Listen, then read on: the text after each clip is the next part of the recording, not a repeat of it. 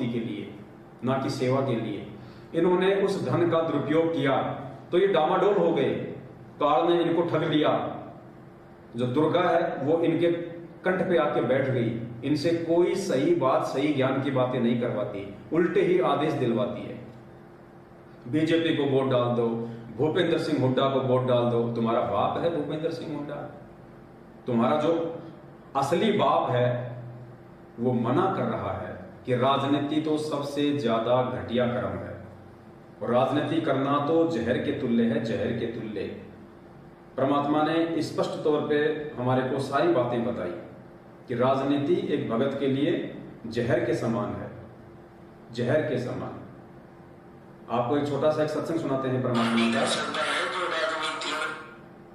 क्या कह रहे हैं देखो परमात्मा कि ये बहुत बड़ी हानि का सौदा है जो राजनीति करते हैं, बहुत बड़ी हानि का सौदा है। सुनो,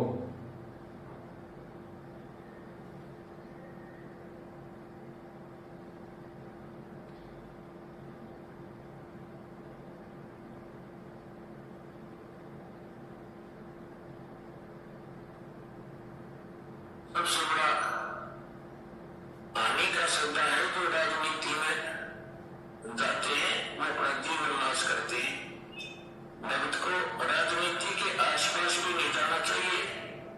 वोट देना हो, नेक आदमी देखकर वोट देना, किसी ऐसे भाव में भावुक होकर किसी के कहने से और या कोई पार्टी विशेष देकर आप अपना वोट देकर बात के भागी मत बनना, क्योंकि आपके द्वारा दिया गया वोट से जो चुना हुआ व्यक्ति विधि में गलतियां करता है तो उसका रेशो में पाप आपको भी लगेगा। तो ये ध्यान से रखना है, अपने वोट का सदुपयोग करना है, करो कि क्योंकि राजा तो चुनना ही पड़ेगा व्यवस्था बनाए रखने के लिए। ऐसी बात देखो पुण्यात्मा, परमात्मा ने कितनी सीधी और सटीक बात बोल दी है कि राजनीति सबसे बड़ा हानि का सौदा है।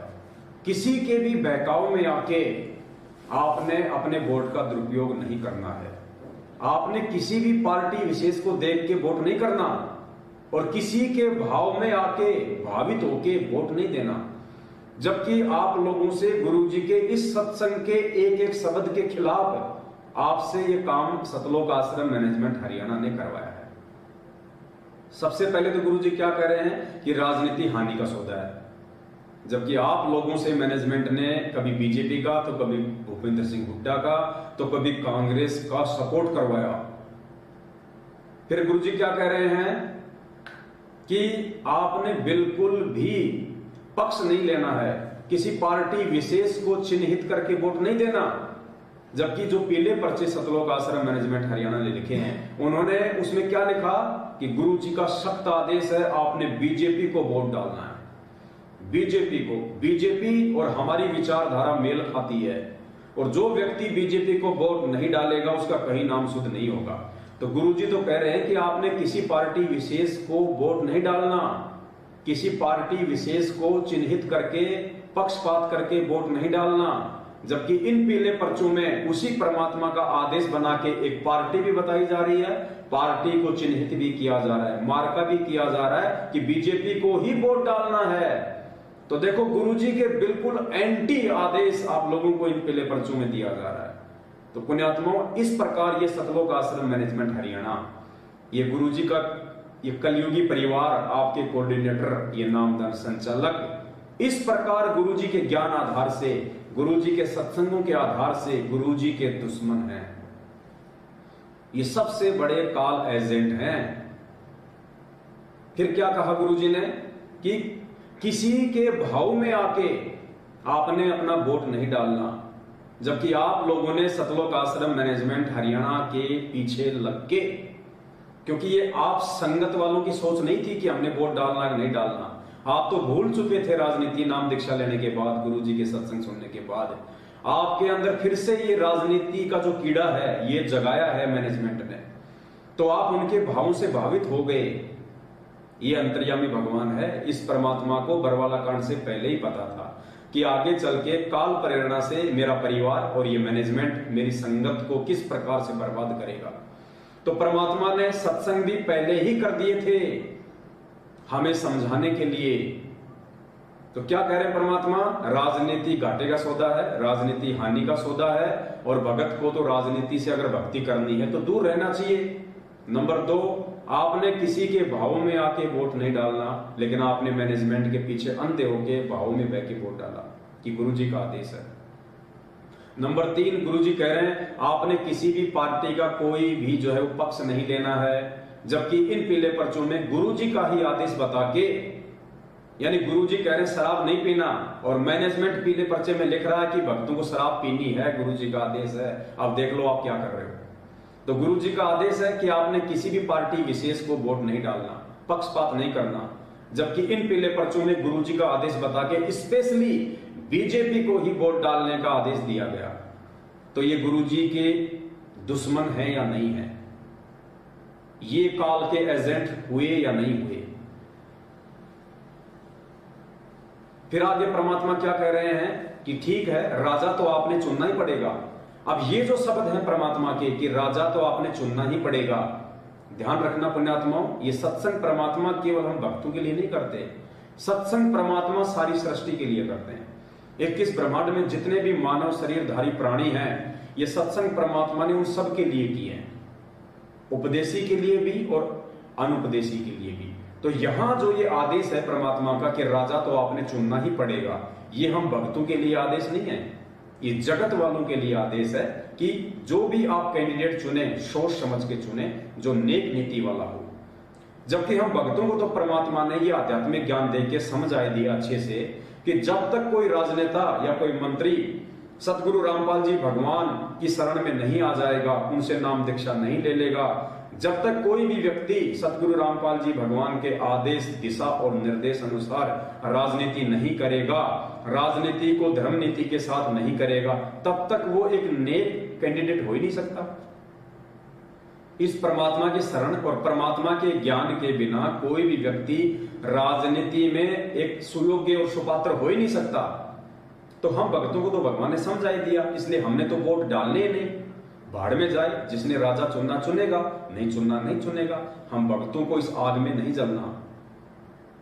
तो उन जगत वालों के लिए परमात्मा ने यह संकेत किया है कि ठीक है, राजा तो आपने चुनना ही पड़ेगा, लेकिन अपना जो वोट है वो किसी नेक नीति, जो अच्छा जो कैंडिडेट है उसको देना, वरना कि आगे क्या कह रहे हैं गुरुजी, वरना राजनेता बनने के बाद वो व्यक्ति जितने भी कर्म कुकर्म करेगा, उसी रेशियो में आपको भी उसका परिणाम भोगना पड़ेगा। तो बताओ पुण्यात्माओं, हम भगत भाई बहन परमात्मा से ये ज्ञान लेने के बाद में इस जलती हुई आग में हाथ कैसे दे सकते हैं? ध्यान से सुनो, अब परमात्मा का सत्संग आपके समझ में आएगी एक एक लाइन। सबसे पहला, राजनीति हानि का सौदा है, भगत ने राजनीति से दूर रहना है। नंबर 2, आपने किसी के भी भाव में बह के वोट नहीं डालना कि यार उसको डाल दे, अरे वो बहुत अच्छी पार्टी है, अरे वो मेरा रिश्तेदार है, तेरा ये काम करवा दूंगा। नंबर 3, आपने किसी भी पार्टी को चिन्हित करके किसी भी पार्टी विशेष को वोट नहीं डालना, जबकि मैनेजमेंट ने बीजेपी को वोट डलवाया। नंबर 4, राजा तो आपने चुनना ही पड़ेगा, लेकिन कैंडिडेट को देख के सोच समझ के। क्यों? क्योंकि वो चुना हुआ व्यक्ति आगे चल के जो भी कर्म कुकर्म करेगा, वो लाभ और हानि आपको भी भोगनी पड़ेगी उसी अनुपात में, उसी रेशियो में।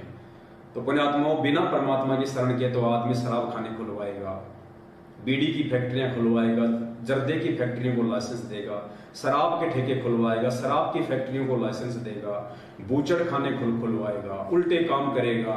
वैश्यावर्ती को भी लाइसेंस देती है सरकार, वैश्यावर्ती को भी सरकार लाइसेंस देती है। तो सोचो, ऐसे व्यक्ति को यदि आप वोट डालते हो, चाहे वो बीजेपी का हो चाहे कांग्रेस का हो, तो आपकी भक्ति बर्बाद होगी या नहीं होगी? ध्यान से सुनिए, अब ये सत्संग आपके समझ में आएगा।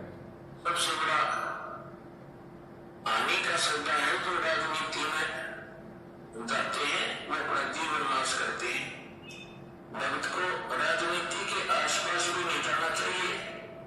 वोट देना हो, नेक आदमी देख कर वोट देना, किसी ऐसे भाव में भावुक होकर किसी के कहने से और या कोई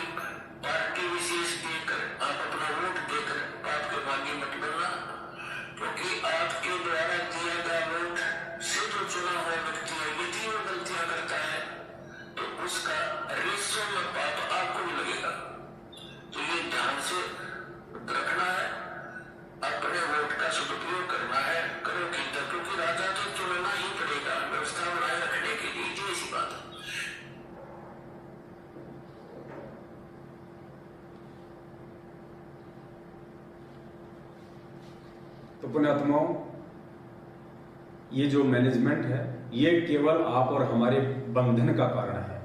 ये हमारे को काल भगवान की बेड़ियों में बांधने के लिए ही यहाँ पे जन्मा है। इसको काल भगवान ने पहले से ही टारगेट करके बनाया हुआ है। सतलोक आश्रम मैनेजमेंट हरियाणा को, जिसमें गुरुदेव का छोटा भाई महेंद्र भगोड़ा, गुरुदेव का कलयुगी परिवार जिसमें उनके बेटा बेटी, भाई, बंधु, रिश्तेदार, दामाद, ये स्टेट कोऑर्डिनेटर, जिला कोऑर्डिनेटर, नामदान संचालक, ये सभी लोग काल भगवान के द्वारा पहले से ही चुने हुए उसके एजेंट हैं, जो परमात्मा के वचनों के खिलाफ आज आप और हमारे को भक्ति मार्ग पे चलने की कुशिक्षा दे रहे हैं। और इनकी कुसंगति आपको काल भगवान के लोक में लेके जाएगी, ना कि सतलोक में।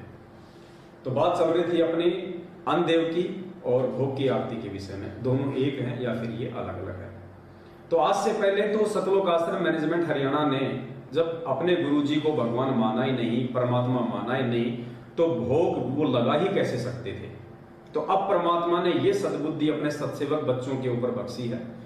गुरुदेव ने सबसे पहले हम भक्तों को अपनी पहचान करवाई कि भैया वो सृष्टि का उत्पत्ति करता, वो आदि अनादि